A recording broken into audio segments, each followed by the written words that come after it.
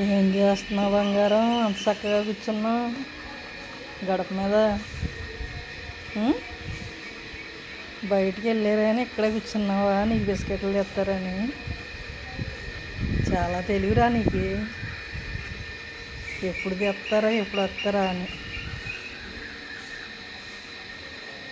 ఎంత చక్కగా కూర్చున్నాడో ఆ జాగ్గాడు. గేటు కనపడేలాగా కూర్చున్నావే. వచ్చారేమో చూడు. వచ్చారా ఏంటి? అబ్బా అవి వచ్చేసారు జాక్. ఇలా చూడదుగో వచ్చారు. అయితే నేను తీసుకుంటున్నానులే. నాకు ఇచ్చాండి జాగ్గాడికి వద్దంట.